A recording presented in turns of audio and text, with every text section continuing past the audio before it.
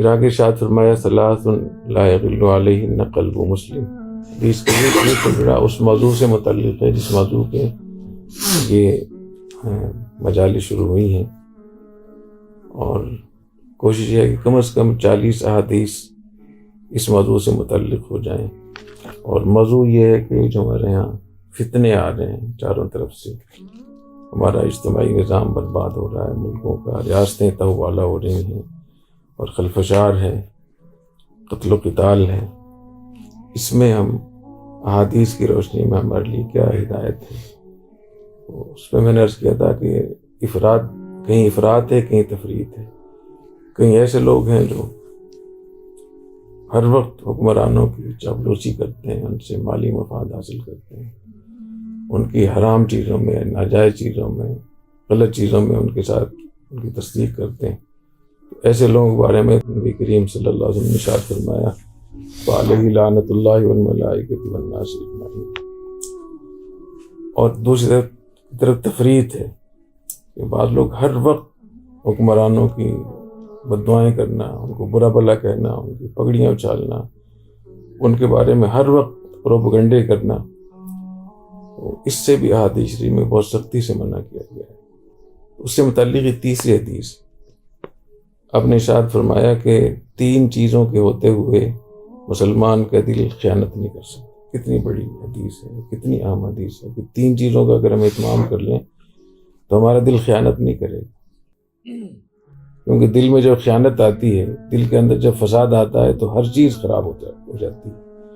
جیسے دل بیمار ہو جائے، دل کی بیماری ہو جائے تو پھر انسان کے جسم کا کوئی اعتبار نہیں ہے. بالکل اسی طریقے سے جب دل میں خرابی پیدا ہو جاتی ہے، فساد پیدا ہو جاتا ہے، خیانت ہو جاتی ہے، تو دین بھی اسی طریقے سے برباد ہوتا ہے. نمبر 1 اخلاص العمل للہ. انسان اپنے عمل کو اللہ کے لیے خالص کرے، اللہ تعالیٰ سے اخلاص مانگا کریں کہ اللہ میں اخلاص عطا فرمائے. جب اخلاص ہوگا دل میں، کیوں اخلاص کا تعلق دل سے.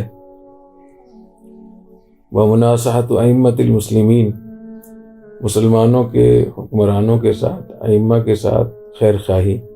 صحابہ کرام رضی اللہ تعالیٰ عنہم سے ائمۃ المسلمین کی دونوں تفسیریں منقول ہیں، حکمران بھی اور علماء بھی. تو بہت ساری جگہوں میں دونوں مراد ہیں اور بعض جگہوں میں صرف حکمران مراد. تو دونوں ہی یہاں مراد لے لیں، علماء اور حکمران دونوں سے ہمدردی خیر خواہی ہے. اور جیسے رعایا کو اور عوام کا حکم ہے کہ وہ علماء سے ہمدردی رکھیں، حکمرانوں سے ہمدردی رکھیں، ایسی ان دونوں کو بھی نصیحت ہوگی نا، دونوں بھی ایک دوسرے کے ساتھ نصیحت رکھیں. حکمران علماء کے ساتھ ہمدردی رکھیں، علماء حکمرانوں کے ساتھ ہمدردی رکھیں. اور یہ جو 10 حقوق ہیں حکمرانوں کے رعایا پر، تو یہ جو پچھلی 2 حدیثیں گزری ہیں اس میں ایک تو حق یہ ہے کہ سمع و طاعہ کریں، ان کی اطاعت کریں، ان کے خلاف خروج نہ کریں. اور دوسرا یہ کہ ان کے ساتھ ہمدردی اور خیر خواہی ہو. اور آگے جو احادیث آئیں گی اس میں یہ بھی آئے گا کہ نصیحت اور خیر خواہی کا میں یہ بھی شامل ہے کہ جب وہ غلط بات کریں تو ان کو روکیں، ٹوکیں ان کو. نہی المنکر بھی نصیحت کا بہت بڑا اہم حصہ ہے. اور اس حد تک کہ اگر اس کے منہ پہ کلمہ حق کہنا پڑے، بادشاہ کے منہ پہ، حکمران کے منہ پہ، تو اس کی بھی بہت بڑی فضیلت ہے. افضل الجہاد کلمۃ حق عند سلطان جائر. سب سے بڑا جہاد